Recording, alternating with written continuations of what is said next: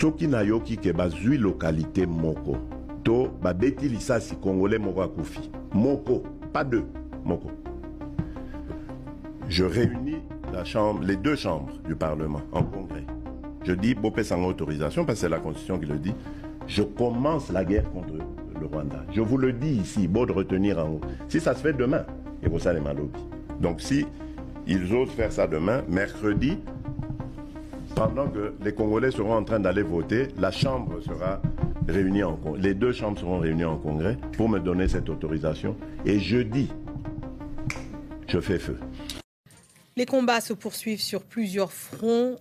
En RDC, 9 soldats sud-africains ont été tués selon un bilan de Pretoria depuis le début janvier. Le M23 et l'armée rwandaise ont rapidement progressé ces dernières semaines pour se retrouver autour de la ville de Goma.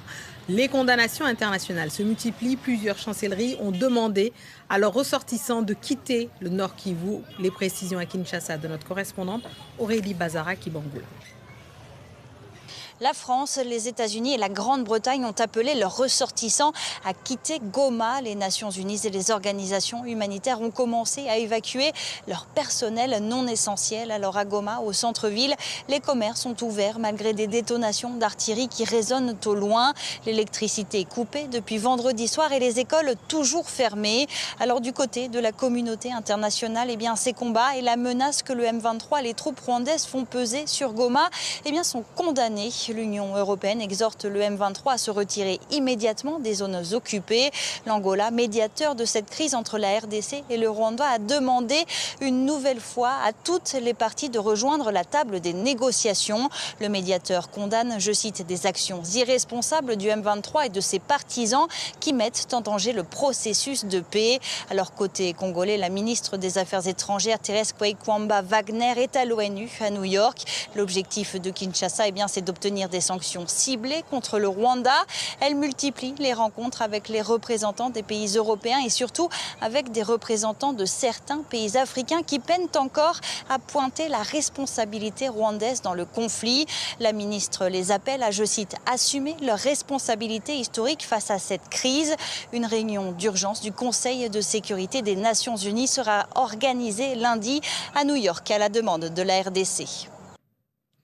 Et pour être tout à fait complet sur le sujet, le gouvernement congolais vient d'annoncer que la réunion du Conseil de sécurité se tiendra ce dimanche plutôt que lundi et que par ailleurs, le rappel de ces diplomates à Kigali a été demandé. Kigali, où nous nous rendons à présent, car l'armée rwandaise est accusée par les Nations Unies, l'Union européenne et Human Rights Watch de participer activement au combat aux côtés du groupe armé du M23. Suite à l'intensification de ces combats, plusieurs institutions ont appelé au retrait des troupes rwandaises. Kigali a réagi dans la capitale.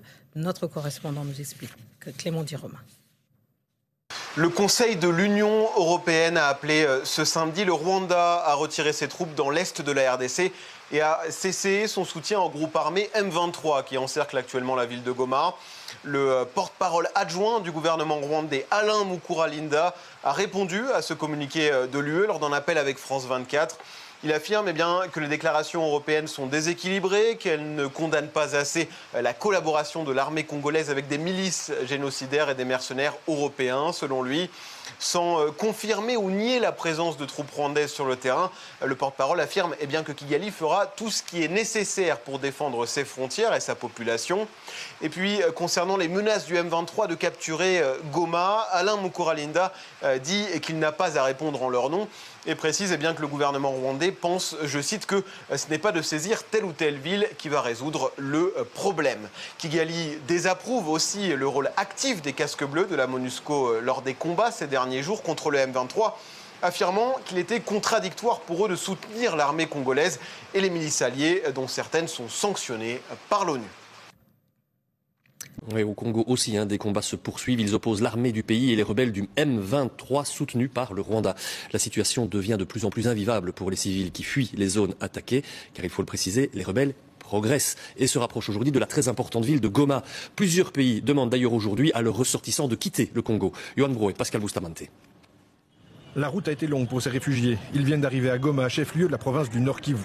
Ils ont fui les troupes rebelles du M23, soutenues par des soldats rwandais, entre 2000 et 3000 selon l'ONU. Quand le M23 est entré à Saké après avoir attaqué avec des bombes, j'ai été obligée de fuir avec mes enfants. Quand je suis arrivée au marché, une bombe est tombée à côté de nous. Des gens sont morts sur le coup. Toute cette zone du Congo est contrôlée par le M23. Tout dernièrement, il a poussé des offensives vers le nord, l'est et le sud du territoire qu'il contrôle. Également vers Goma, une ville peuplée d'environ 1 200 000 personnes. La population est jetée sur les routes alors que l'armée régulière congolaise peine à freiner l'avancée des rebelles. The conflict is further intensifying across South and North Kivu provinces. The displacement figures have now surged to more than 400,000 people this year alone, which is almost double the number that was reported just last week. Certains réfugiés atteignent Goma par le lac. Ils sont poussés en avant par les rebelles et se concentrent dans des camps où les conditions d'existence sont désastreuses. Leur nombre ne cesse d'augmenter, près d'1 million à présent. On parle de beaucoup de violences sexuelles, beaucoup de tueries dans et autour des camps. L'assistance humanitaire n'est pas suffisante pour pouvoir contenir ces populations. Et si c'était dans une ville, dans une autre ville ou dans un autre pays comme en Europe, ce serait une grande crise de déplacement de population. Les rebelles ont atteint la grande banlieue de Goma, la capitale provinciale pourrait tomber. Les États-Unis, la Grande-Bretagne et la France ont appelé leurs ressortissants à quitter. Nous sommes là pour appeler M. Félix Tshisekedi à la démission parce que nous avons constaté que les fonctions du président de la République lui dépassent complètement. Il est temps que pour que nous puissions vivre la paix, qu'il y ait un homme capable de ramener et de restaurer la paix et la sécurité dans notre pays. C'est cela, étant sur une ville qui est en pleine guerre. Nous ne savons pas si la population recevra ces messages quand nous serons encore en vie, si nous serons emprisonnés, si nous serons sous occupation ou encore sous le régime de M. Tshisekedi. Il est important que la population congolaise sache que la dernière volonté de la population de la ville de Goma, si elle tombait sous occupation ou si le pire arrivait, que cette population appelle M. Félix Tshisekedi à démissionner de ses fonctions de président de la République et de laisser à un homme capable à restaurer la paix et la sécurité dans notre pays. Mesdames et messieurs de la presse, bonsoir. Très heureux de vous retrouver en ces samedis soirs pour cet exercice de redevabilité.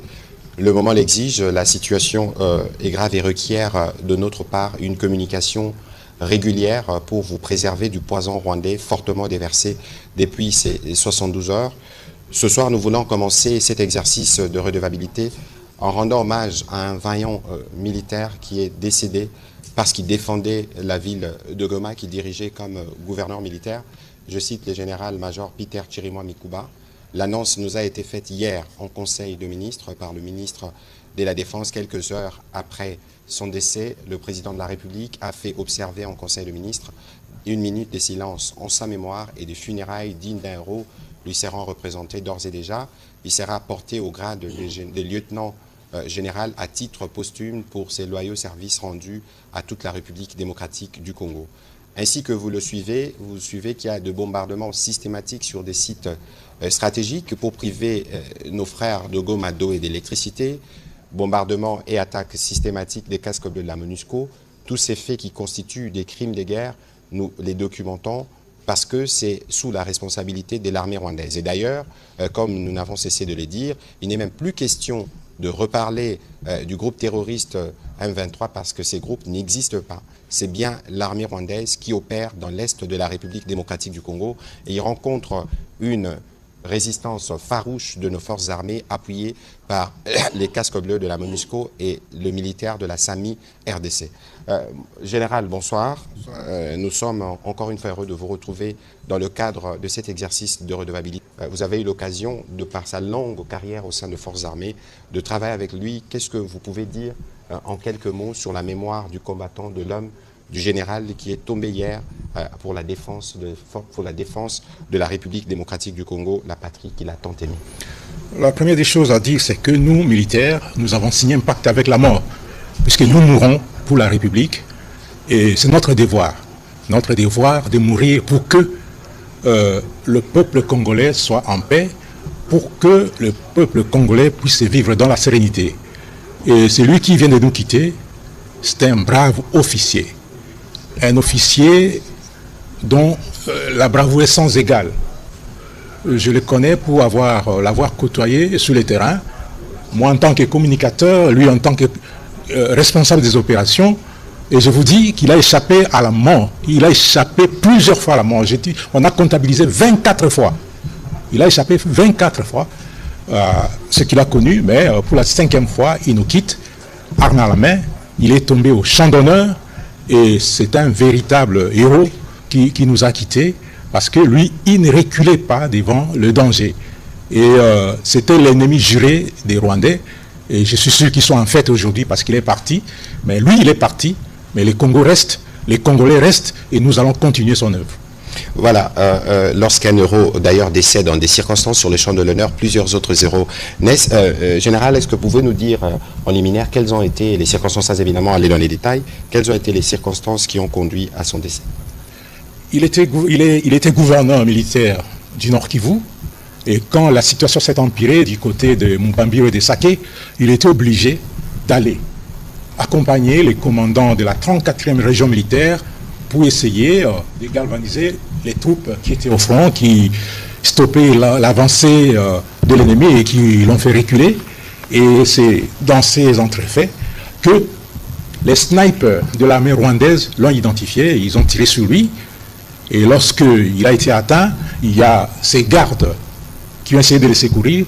Il y a un qui est tombé avec lui et deux autres qui sont blessés, qui sont aujourd'hui soignés dans les hôpitaux, dans les formations médicales spécialisées.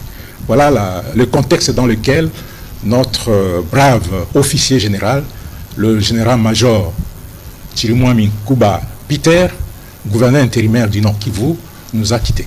Voilà, on va, j'ai envie de dire monsieur le gouverneur, mais monsieur le ministre du Commerce extérieur, vous-même, vous avez été gouverneur de cette province pendant de longues années. C'est l'occasion d'ailleurs, nous aurons l'occasion de revenir parce que vous avez déjà fait face à ces aventures rwandaises il y a quelques années. Mais qu'est-ce que vous retenez particulièrement de cet homme, le général Peter Chirimwami? C'est avec beaucoup de douleur que nous avons appris la mort de Peter Chirimwami, le général-major, qui est l'un de nos successeurs après que nous ayons choisi de venir siéger à l'Assemblée nationale en 2019. Et donc moi je l'ai connu d'abord quand j'étais gouverneur, il était TD de la 8e région militaire, il était celui qui est chez l'enseignement militaire, et c'est avec lui qu'on a défoncé tous les plans de ces agresseurs qui en voulaient à la province de Nord Kivu depuis Belle-Lurette. Et après, il a été élevé pour commander les opérations Sokola 1, à gauche comme à droite, et tous ces temps-là, nous avons été avec lui, et pendant que le général Baoum a dirigé les opérations Pomme Orange, nous étions également avec lui, et sa bravoure est reconnue de tout le monde, la capacité de résilience, de résister devant l'ennemi. Cette capacité est connue et il ne reculait jamais. L'essence de l'organisation des troupes a hanté son esprit à tout moment. C'est d'ailleurs cela qu'il a trouvé sur la ligne de front, parce que les agresseurs étaient en train d'avancer vers la ville de Goma après avoir défoncé le centre de résistance qui était entre Sake et Mubambiro, et il fallait aller remobiliser les troupes autour de leur commandant pour que ces troupes puissent faire face à cette agression. Et donc c'est dans ces conditions-là qu'il a pu trouver la mort. Donc je reconnais un officier général qui est parti. Mais je crois que la mort du général Chirimwami, au-delà de la tristesse qui doit animer tous les Congolais et toutes les Congolaises, cette mort doit raviver en nous, en tout le monde, militaire comme civil, une détermination de mettre définitivement un terme à cette agression, à ces rébellions qui n'ont que trop duré. Maintenant, nous avons connu autour de 10 millions de morts, on a connu plus de 500 000 femmes violées, aujourd'hui nous avons autant de déplacés dans les camps, maintenant c'est 7 millions, ce sera 8 millions. Je crois que ça n'est trop, et c'est le moment de voir le sang de Chirimwami, venger le sang de tous ceux qui sont tombés pour que finalement ces aventures qui sont faites à l'est de la RDC cessent et que la RDC amorce sa courbe vers le développement. Sinon, tout ce que je peux dire, c'est honneur, mon général, vous êtes parti, vous êtes brave, et la nation vous en sera très très reconnaissante. Nous en gardons évidemment, monsieur le ministre, chers collègues, beaucoup de souvenirs. Je me souviens que lorsque nous nous sommes rendus dans le Nord Kivu, peu après les bombardements du camp de Mugunga, où nous avions fait des obsèques de plusieurs dizaines de nos compatriotes, nous avons eu l'occasion de faire un exercice de redevabilité avec lui, et les mots qu'il disait ces jours-là résonnent aujourd'hui pour beaucoup comme un testament. Avec la technique, on peut réécouter ce que disait le général Peter Chirimwami.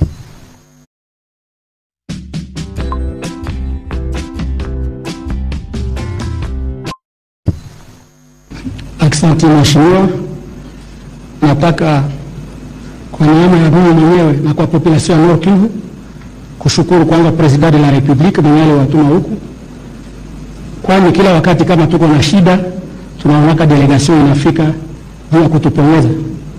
Ya pili, nilipenda kuambia wa journalist wasikuwa wanafanya kampanya ya adui, kwani adui akatuma kitu kidogo mu réseaux sociaux wanakosa kuwa na objectivité, wanarulema na sentiment. Ya tatu, nilitaka kusema patience ndio nalipaka. Hapana kuwazia sema ukalala njaa leo na kesho ni kusema hautakulaka tena. Ni kusema watu wanapashwa kuwa na confiance na komanda supreme kama kutakuwa jibu. Ndio anajua haja ya watoto wa Nord Kivu ni kurudia kwao. Nawashukuru. Voilà quelques mots d'une profonde sagesse d'un homme d'expérience qui disait en liminal en Swahili que la patience paye, c'est pas parce que vous n'avez pas mangé aujourd'hui que vous ne mangerez pas demain. Faites confiance au commandant suprême. Voilà plus ou moins ce qu'on peut retenir pour les mots de ces vaillants militaires. Nous aurons bien évidemment l'occasion de revenir sur le programme de ces obsèques, mais aussi les différentes cérémonies qui seront organisées pour lui rendre les honneurs qu'il mérite et pour saluer sa mémoire qui doit servir d'exemple à tous les Congolais aujourd'hui, civils ou militaires, parce que pour cette patrie, nous tous, nous avons fait le choix du sacrifice suprême. Mon général, je reviens à vous. Nous savons que les Rwandais est déterminé à faire chuter Goma, qui s'attaque de manière robuste à nos forces, qui riposte de manière encore plus robuste avec l'appui de la MONUSCO et de la SAMI RDC. D'ailleurs, la SAMI RDC qui a perdu 7 éléments et la MONUSCO en a perdu aussi 3. Des casques bleus sont des consécutifs des crimes de guerre à la charge du Rwanda et de son président.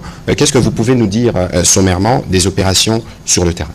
Effectivement, le Rwanda est déterminé à s'emparer de la ville de Goma, mais non vaillant FRDC, non vaillant Wazalendo, les patriotes, appuyés par Sami DRC et la MONUSCO, eux aussi sont déterminés à défendre bec et ongle la ville de Goma, à repousser l'ennemi, et ce qui est fait, et pourquoi pas à les bouter hors du territoire national. D'ailleurs, ce message-là, c'est le message du commandant suprême qui est adressé à tous les militaires des forces armées. Et ce message a été transmis aux commandants des unités, à tous les militaires des forces armées, à travers les commandants des unités, hier, après la réunion du Conseil supérieur à la défense, par le chef d'état-major général. Et ils ont compris le souci du commandant suprême, le souci du peuple congolais. Et au moment où nous parlons, des combats, les combats se poursuivent depuis hier, et nos troupes, avec l'appui de la MONUSCO, avec l'appui des SAMI DRC, et nos troupes accompagnées des vaillants patriotes Wazalendo ont réussi à repousser l'ennemi, et l'ennemi a même sorti des chars qui sont venus du Rwanda, et ces chars n'ont pas pu avancer, et cette détermination est sans pareil, et les forces armées et tous les partenaires sont déterminés à barrer la route à ces aventuriers, à ces aventures du Rwanda. Et donc voilà, en journée, nous avons tout suivi, et c'est pour ça que je voudrais encore insister devant le professionnel de médias sur votre vigilance sur la propagation du poison rwandais. Le poison rwandais, je répète, c'est la désinformation, c'est les fake news, et ils ont déversé en cascade une fake news dans la journée d'aujourd'hui, tendant à dire qu'un nouveau gouverneur militaire a été nommé en remplacement du général Peter Chirimwami, ce qui est totalement faux. C'est vrai que le gouverneur est décédé, mais c'est aussi vrai que le relais a été pris par le vice-gouverneur, et c'est à ces propos d'ailleurs qu'il a tenu aujourd'hui à Goma une réunion du Conseil provincial de sécurité. Je voudrais, en accord avec la technique, qu'on écoute ce qu'a dit le vice-gouverneur aujourd'hui après la réunion du Conseil provincial de sécurité. Je peux vous dire que le combat en reste campagne est une chose, mais le combat en ville est une autre chose. Ne croyez pas que si cette armée-là, ennemie, croit entrer comme ça, inutilement, de manière assez facile dans la ville, eh bien, elle aura toute la population et toutes les forces de police de l'armée ici dans la ville, et ce sera son cimetière. Donc nous sommes là. Ayez confiance en nous parce que vous avez choisi que nous soyons là, et ayez confiance en nous, en tout ce que nous vous commanderons. Les autres, si jamais ils arrivaient, ils ne feront rien de spécial pour vous, ils vous extermineraient. Donc que l'on ne dise pas non, le vice-gouverneur est parti, tel a fui. Non, ayez confiance en nous. Nous allons tous ensemble unir nos efforts pour défendre la ville de Goma. Certes, nous avons été décapités par la mort de son Excellence le gouverneur, mais nous sommes tous là et voyez comment nous sommes rangés. Nous avons fait cette réunion pour montrer à la population ici que nous sommes sur place. Elle n'a pas à avoir peur, nous sommes sur place. Il y a des gens qui spéculent sur notre fuite, sur notre déplacement. Regardez vous-même, nous sommes tous là et nous allons servir la population en notre qualité, c'est-à-dire le gouvernant. Nous avons parmi nous le commandant régent, nous avons le commissaire provincial de la police, nous avons l'amiral de la force navale, nous avons chacun dans ses attributions. Je crois que chacun de nous est là en place, en poste pour faire son travail. Et en ce qui concerne l'électricité, nous sommes en train de faire le nécessaire pour que l'électricité revienne dans la ville de Goma.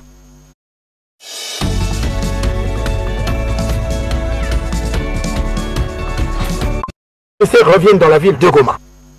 Sur la question spécifique de l'électricité, la Première ministre ainsi que le ministre des Ressources hydrauliques et électricité s'affairent très rapidement à restaurer l'électricité dans la ville de Goma, à partir de laquelle l'eau pourra être produite. Mais en dehors de ces questions d'attaque sur des infrastructures stratégiques, mais des bombes sont tombées dans le camp des déplacés de Bouchagara. Il y a une volonté, Monsieur le ministre, de s'aimer la panique, la terreur, les terrorismes. C'est bien la méthode qu'utilise l'armée rwandaise pour les populations du Nord Kivu. Je rappelle que c'est des populations qui ont déjà fait face à ce type de situation, qui sont très résilientes. Et d'ailleurs, nous leur transmettons toute la solidarité de la nation que le président de la République a dit hier en Conseil de ministres.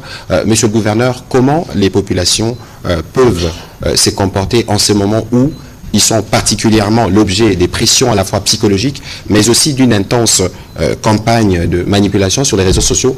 Quand vous étiez gouverneur, il n'y avait pas encore cette puissance des réseaux sociaux. Mais qu'est-ce que vous pouvez dire à ces propos, s'il vous plaît?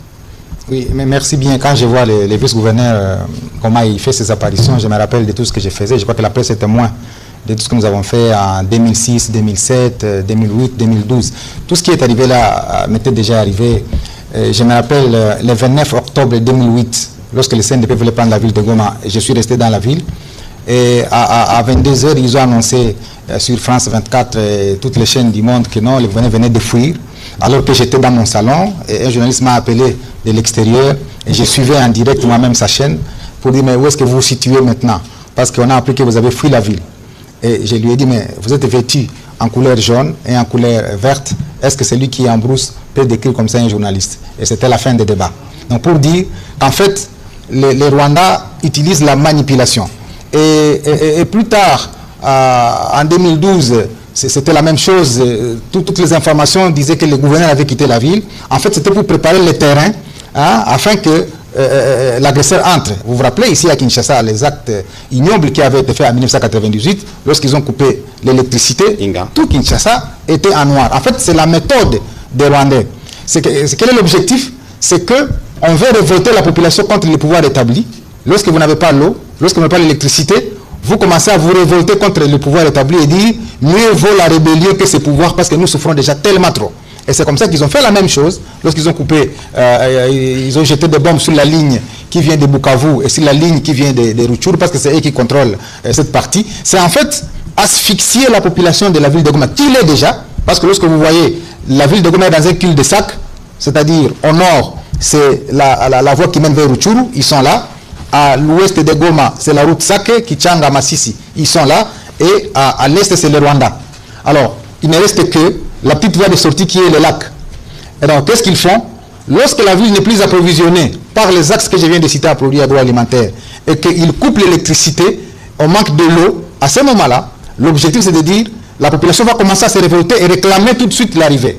Mais là, je dois noter que toutes les guerres qui se sont passées à l'est de la RDC, si le M23 est entré pour une fois à Goma en 2012, c'était le 20 novembre 2012 à 10h, moi j'ai quitté à 10h la ville, avant qu'ils ne la prennent parce qu'ils sont allés me chercher à la résidence parce que j'y étais et j'ai quitté à 10h dans la ville. En fait, tout ce qu'ils font là, ils ont réussi à le faire dans les périphéries de Goma. Mais il n'y a jamais eu une guerre dans la ville de Goma. Je me rappelle, en 2008, on n'a pas quitté, ils n'ont pas pris la ville de Goma parce que tout simplement, ils ne savaient pas comment la prendre. Mais en 2012, les forces armées, ayant trouvé qu'il y aura beaucoup de carnage, ont choisi le couloir de Sake pour Normandie, pour ceux qui savent l'histoire. C'est-à-dire, les forces armées sont déterminées. Et je peux vous dire, lorsque nous parlons avec l'état-major général, eh bien, ça sera la dernière plus grande bataille que la RDC n'ait jamais connu pour que ça passe ou ça casse. Et je pense que les populations de l'Est, les populations de Goma, les populations de Lubero, de Massissi, de Kichanga, nous savons que là où les M23, par la couverture du Rwanda, se trouvent, ne sont pas à l'aise, sont maltraités, mais on maquille tout simplement la vie qui s'y passe. Nous voudrions lancer un message pour dire c'est le temps de la mobilisation générale, comme nous le faisions à l'époque. C'est le temps de la mobilisation générale. Qui a son carton de biscuits, qui a sa bouteille d'eau, qui a, je ne sais pas, sa chikwang, qui a c'est le temps comme on le faisait à l'époque pour qu'on vienne accompagner les FARDC. Même si elles disposent de leur ratio militaire, il faudrait que la population se mobilise autour du président de la République pour que nous puissions accompagner notre armée et que pour une fois, nous mettions fin à cette aventure. Parce qu'on a trop menti à la communauté internationale qu'il s'agit des FDLR qu'on est en train de poursuivre. On a trop menti qu'il s'agit de menaces contre une catégorie de population qu'on appelle Tutsi. Je pense que les Tutsis se moquent eux-mêmes du président rwandais. Si les gens qui sont morts du génocide pouvaient parler, ils diraient, monsieur le président Kagame, ce n'est pas de cette manière dont nous vous avons demandé de nous plaire. Nous avons été tués, nous étions entre 900 000 et 1 million. Mais vous venez de tuer plus de 10 millions au Congo. C'est 10 fois plus que ce que nous sommes. Si ces gens pouvaient parler, ils rappelleraient cela au président rwandais. On ne vous a pas demandé de les tuer 10 fois plus que ce que nous avons été, parce que vous commettez 10 fois plus de génocides. Et donc moi je crois que c'est le moment pour et la population congolaise et la communauté internationale de savoir que dans la région des Grands Lacs s'est installé finalement un pyromane qui alimente les conflits au motif qu'il y a FDLR, au motif qu'il y a une ethnie, alors que les populations Tutsi congolaises n'ont aucun problème. Je vous donne 2 exemples. J'ai été gouverneur pendant 12 ans. Mon ministre des Finances, c'était Congolais. C'était Congolais que lui veut récupérer comme Tutsi. Mais moi, je l'ai pris comme Congolais. Il a été ministre des Finances pendant tout ce temps. Et plus tard, avant de quitter le Nord Kivu, je l'ai fait élire comme sénateur. Il a siégé ici, au Sénat. Est-ce qu'on peut dire qu'une province comme le Nord Kivu est contre une telle catégorie de population quand on peut accorder le ministère des Finances à un compatriote qui a le droit de pouvoir avoir ce ministère et qui a été de surcroît sénateur ici à Kinshasa. Donc il veut comme ça aveugler la communauté internationale parce que tous nous regrettons le génocide qui s'est passé au Rwanda, mais au nom du génocide, on ne doit pas aveugler toute la communauté internationale et commettre plus de crimes comme si ce sont les Congolais qui sont allés commettre le génocide au Rwanda et que donc ils doivent payer le prix de ce qu'ils ont commis au Rwanda. Donc c'est quand même des éléments importants, monsieur le ministre, que nous devons régler. Mais de toute évidence, vous avez parlé des mobilisations. La mobilisation ne concerne pas que ceux qui sont dans le Nord Kivu. Toute la République démocratique du Congo va se mobiliser parce que, comme nous disons et nous répétons, cette guerre n'est pas la guerre qui est faite au président de la République, Félix-Antoine Tshisekedi. C'est une guerre qui est faite à chaque Congolais, partout où il se trouve, en même temps. Et nous avons les devoirs tous de nous lever pour dire que cette fois-ci, ça suffit. Et évidemment, les dispositions sont prises quant à ceux, parce que vous ne pouvez pas prétendre protéger une communauté en massacrant d'autres communautés. On va ouvrir la série des questions pour apporter un certain nombre d'éléments d'éclairage aux journalistes qui sont ici présents, y compris et surtout pour déconstruire de manière systématique tout le poison rwandais. J'insiste sur les termes, parce que justement, dans leur stratégie, c'est la propagation de mensonges, et nous comptons sur vous et sur tous ceux qui nous suivent à la maison. Ne prenez pas pour information vraie ce qui tombe sur vos téléphones, parce que justement, c'est aussi de cette manière qu'ils pensent pouvoir fragiliser l'unité dont on a tous besoin aujourd'hui d'avoir derrière le président de la République pour faire face à cette agression. On va commencer la série de questions avec M. Romain Chanson, qui sera suivi d'Oscar Mbal. Venez par ici, s'il vous plaît. Mon fils adore notre livre photo. On passe notre temps à le feuilleter ensemble. Franchement, j'avais toutes ces photos coincées sur... D'Oscar Mbal. Venez par ici, s'il vous plaît.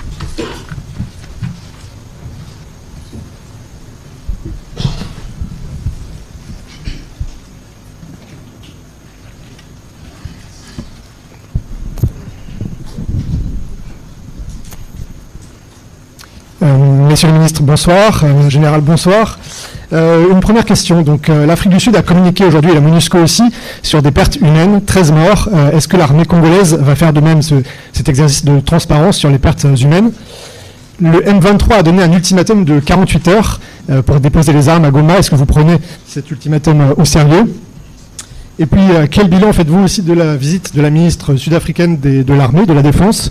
Elle est repartie avec plusieurs victimes du côté sud-africain. Est-ce que son soutien à la force Sami Diarsi est assuré? On parle aussi ici de désintoxiquer, un peu de débunker. On a vu des images de convois sud-africains changer de position à Goma, des images qui ont circulé sur les réseaux sociaux. Est-ce que les Sud-Africains ont changé de position? Est-ce qu'ils reculent? Voilà, dites-nous au général, merci. Écoutez, d'abord, il ne faut plus parler du M23, comme on le disait tout à l'heure, parce que le M23 n'existe pas. Dès lors, comment pensez-vous qu'on peut accorder du crédit aux communiqués issus d'une organisation qui n'existe pas? C'est les Rwandais qui devraient, à travers son ministre des réseaux sociaux, communiquer de manière claire sur le crime et les autres actes de barbarie qui posent dans la ville de Goma et dans la province du Nord Kivu. Ici, vous avez vu le vice-gouverneur prendre le lit de la province après la disparition du gouverneur, et nous travaillons justement de manière étroite avec eux pour apporter des réponses de manière systématique aux préoccupations soulevées par nos populations qui en cette période ont besoin de soutien.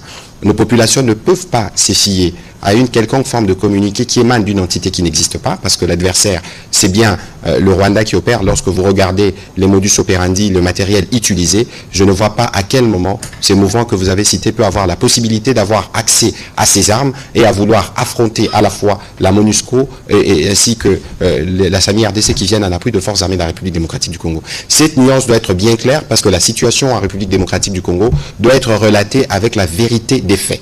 Il y a un rapport du groupe d'experts du Conseil de sécurité des Nations Unies qui a donné des chiffres approximatifs de l'ordre de 4000, alors que les enregistrements qui se font au niveau de nos services renseignent davantage d'ailleurs, parce qu'il y a des opérations d'aller-retour, et fait rhétorique de parler d'un mouvement qui n'existe pas n'a plus de sens. Et nous avons compris que dans la stratégie, c'est distiller la peur.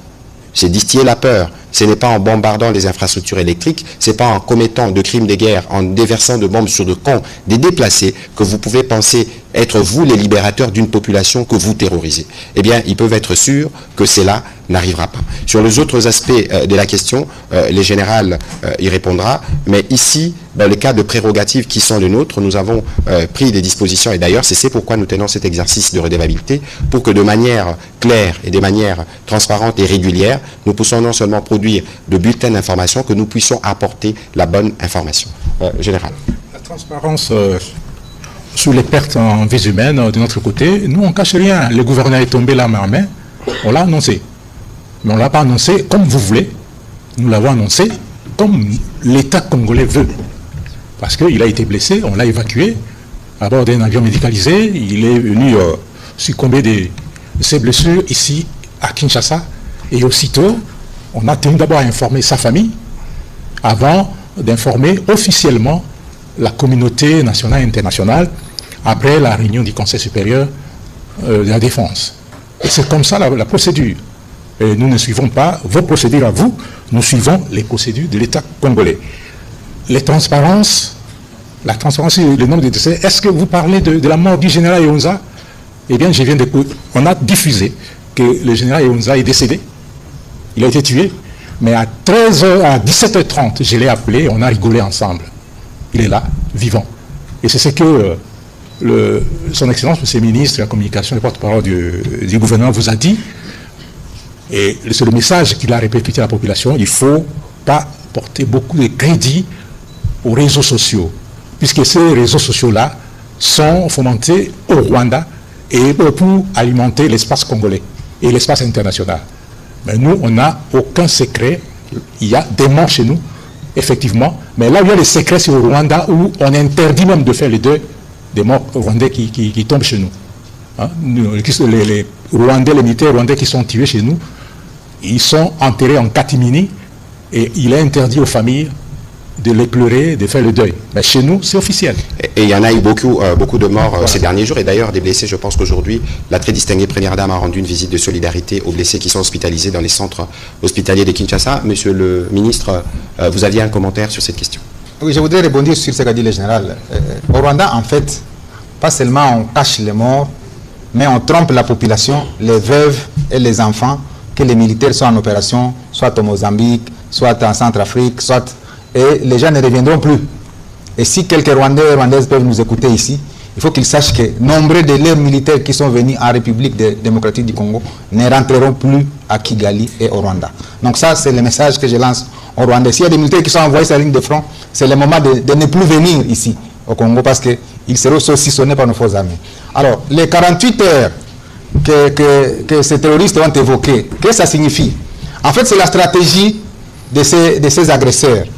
C'est que la bataille de Mubambiro et de Sake, sur la colline qu'on appelle Macha, c'est à gauche de la cité de Sake, et sur les 3 antennes, et sur la route qui va vers Kimoka, en allant vers Kichanga, ils ont subi d'énormes pertes.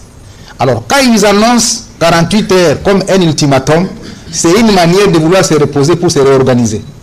Et donc, l'appel que moi j'ai fait aux forces armées, c'est de considérer que dans ce temps ici, ces 48 heures, où ils pensent donner un ultimatum, c'est comment récupérer tous les corps, les blessés et recompléter les unités pour faire un nouvel assaut sur nos forces armées. C'est le moment de les traquer, de ne pas leur laisser une seule seconde. Et là, vous trouverez qu'ils seront mis en état. Donc, c'est la stratégie rwandaise, c'est connu. Quand ils ont tué, ils ont abattu l'avion d'Abiyarimana, ils étaient à Arusha en train de parler pour dire non, nous temporisons un peu, nous allons voir. Entre-temps, ils ont abattu l'avion et c'est là l'élément déclencheur du génocide. Donc, nous savons leur méthode de travail. Heureusement qu'ils font face aux gens qui les connaissent. C'est pourquoi nous restituons à l'opinion tous ces éléments-là, pour que ceux qui ne connaissent pas sachent les méthodes de travail, les modus, comment on a dit, opérandi, hein, modus operandi des Rwandais. Là, ils sont saucissonnés, c'est la raison pour laquelle ils veulent observer une pause de 48 heures. Mais aux forces armées, n'observez pas ça, parce qu'ils veulent créer la peur dans les chefs de forces armées. Il faut ce matin déjà les poursuivre pour les amener beaucoup plus loin, afin de les repousser d'où ils sont venus. C'est le conseil que je peux donner, mon général. Mais, merci, Monsieur le ministre, des éléments d'éclairage. Et nous sentons justement que...